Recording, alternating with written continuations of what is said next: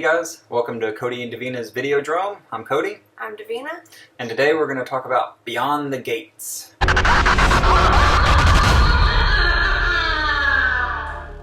So, we actually saw the preview, the trailer for this movie when we watched Autopsy of Jane Doe. That was on the Blu-ray where the movie started. Mm-hmm. And it piqued our interest, so we sought it out and found that it's on Netflix right now. If you haven't seen that review, definitely go check that one out. But yeah, we caught this on Netflix, and it was interesting. It was really good. Definitely indie and low budget, but that doesn't necessarily make it a bad movie. It was actually really well done, really well made. The idea is really cool.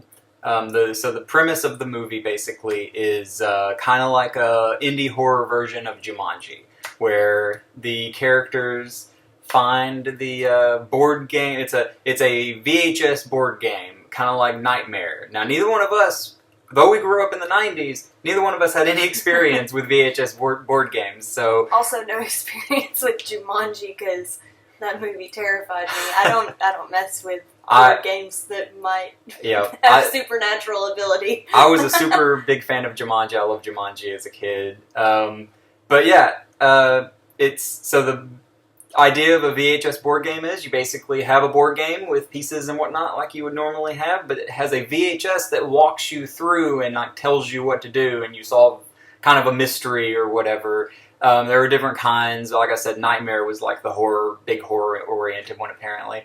I had to do some research to find that out. So this movie has Beyond the Gates is the same kind of thing. It's the game. That's the board game. Right. And two brothers find the board game in the back office of their dad's old VHS rental store. Yes. The dad's been missing for some time. That's why they're going through his stuff. And they find the game and the VHS is in like the VCR. Like it was the last thing he was doing or whatever before he was missing or something. So that's kind of the setup for the story. And they think that it's funny, a right. la Jumanji. Right. They decide to play the game. Of course. Because they never saw Jumanji. Exactly. And so Barbara Crampton was a producer on this movie, and she's also the star of the board game VHS thing. She's the guide through the game. And she is awesome. She is very kind of restrained, creepy, like sinister a little bit, and gets more sinister as the game goes on. But that was really neat. It was really cool to see Barbara Crampton in a role like this. It's a little bit slower paced than maybe what I would have wanted the movie to be.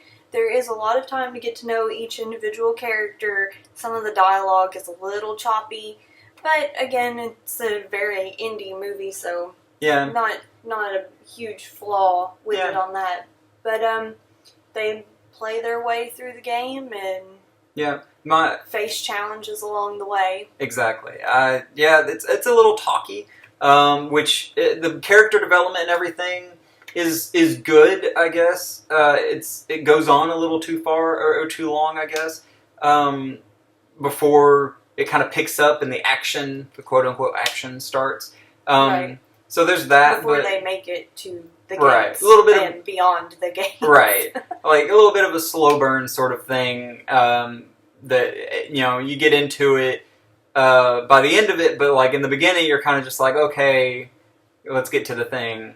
But yeah, if you've got a spare hour and a half or so on an afternoon, look it up on Netflix. And it's definitely see what you think. Yep, it's definitely worth a watch. I think it's like I said, it's fun. It's kind of cool 80s, 90s nostalgia kind of movie. It has a really great score. That sounds very kind of synthy, like Stranger Things and stuff like that. So that's good. I really liked that. The opening of the movie is really cool. It has this cool inside of the VCR. Yeah, the tape playing. That was cool. That was probably like one of the neatest like filmmaking things in the movie was that idea to use that as the opening. That was great. And of course, the music plays over it, which adds to that nostalgia, setting the mood, synthy stuff. So yeah. altogether, like, pretty well done little movie. Like, you know, it was definitely fun, and it has that nostalgia factor for people who remember the old days of VHS and everything. And we both found a lot to like about it, even though, you know, it's low budget and all that good stuff. It was good. I would definitely recommend it. Don't forget to hit the like button if you enjoy our reviews, and hit the subscribe button so you can see when we post our next review. Absolutely. Don't forget to turn on your notifications. Thanks for watching. Thanks, guys.